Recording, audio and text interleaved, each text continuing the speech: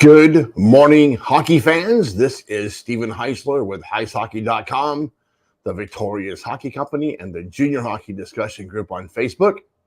This is the Junior Hockey Morning Show. Today is Friday, March 3rd, 2023. Yes, this is an absolutely live show. You can find us on the World Sports Broadcasting Network, WSBN.TV, Facebook, Twitter, YouTube.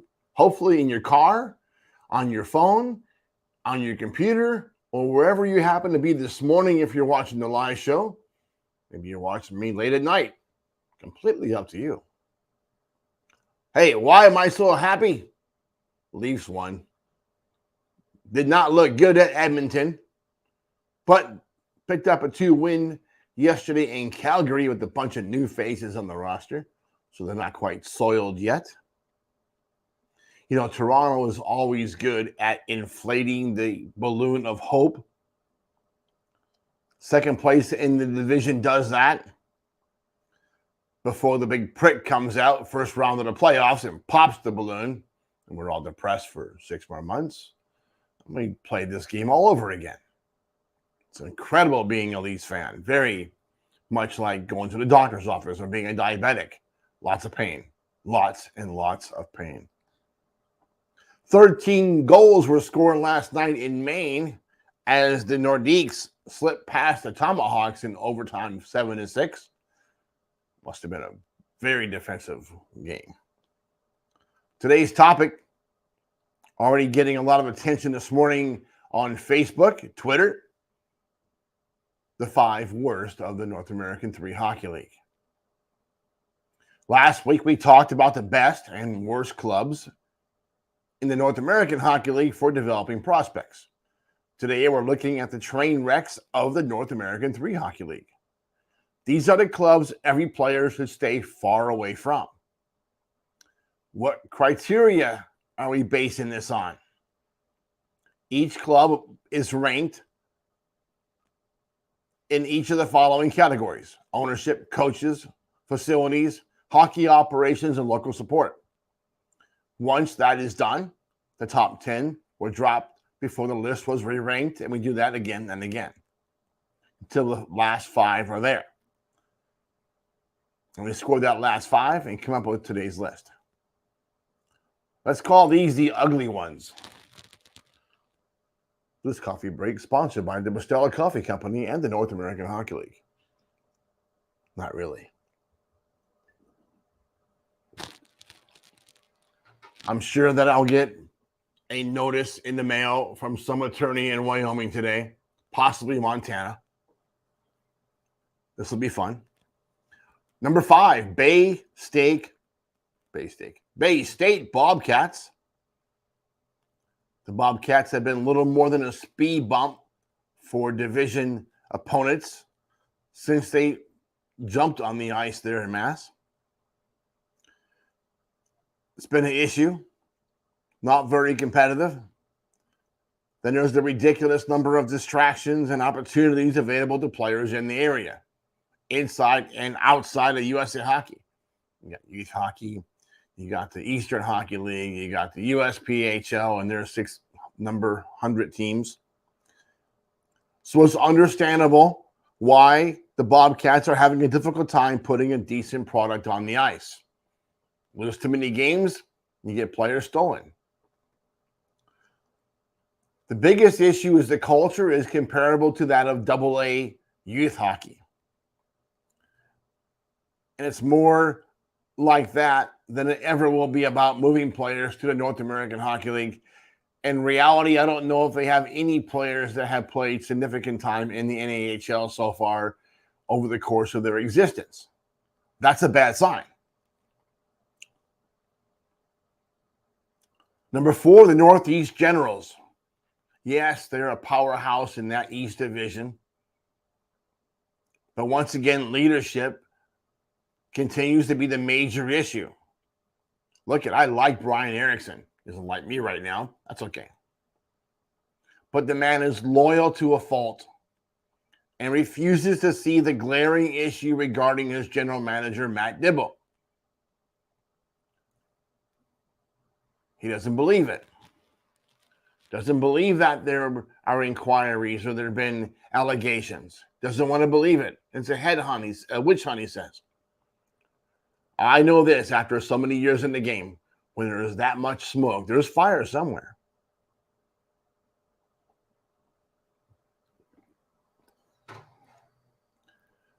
Second issue with that team is nobody is going to these games.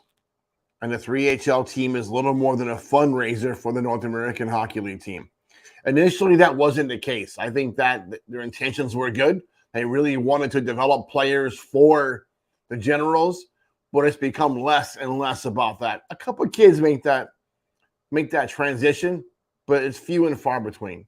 Add in the youth programs and that fiasco they had there last year with housing and being suspended by Mass Hockey.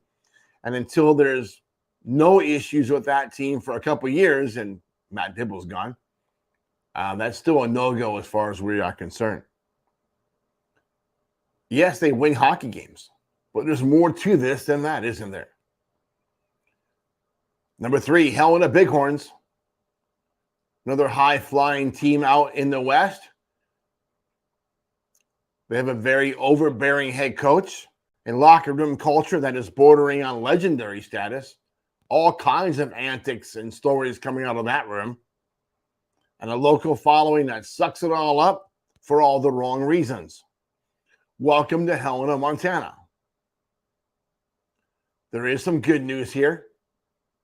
Hot rumors are circulating about the Bighorns jumping ship to the waters of the NCDC. Will they sink or swim once they get there?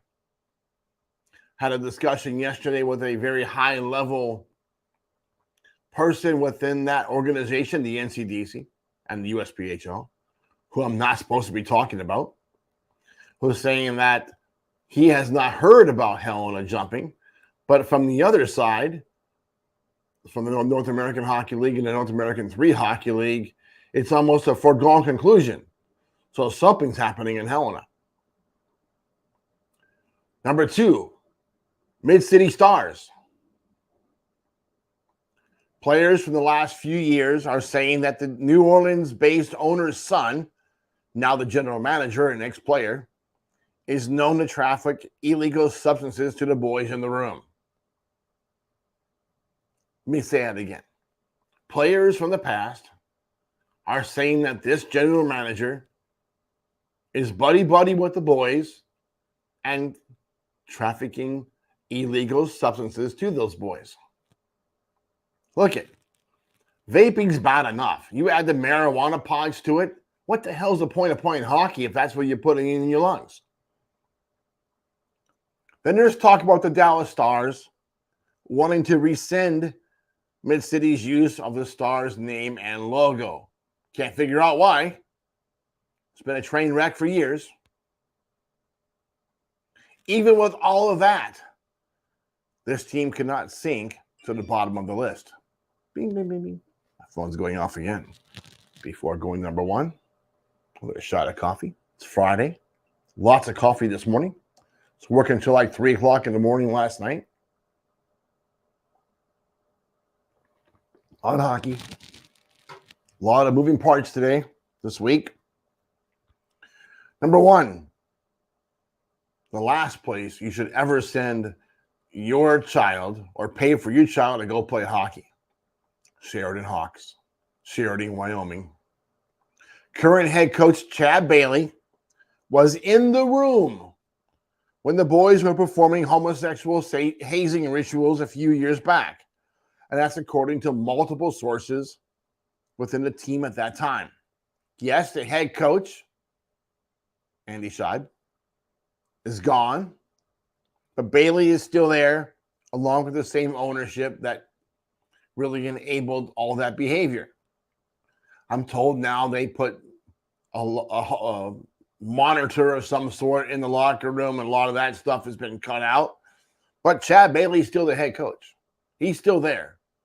And for that reason, there's no way we can ever recommend that a family take a chance on the organization. Look it, there's a lot of bad people out there.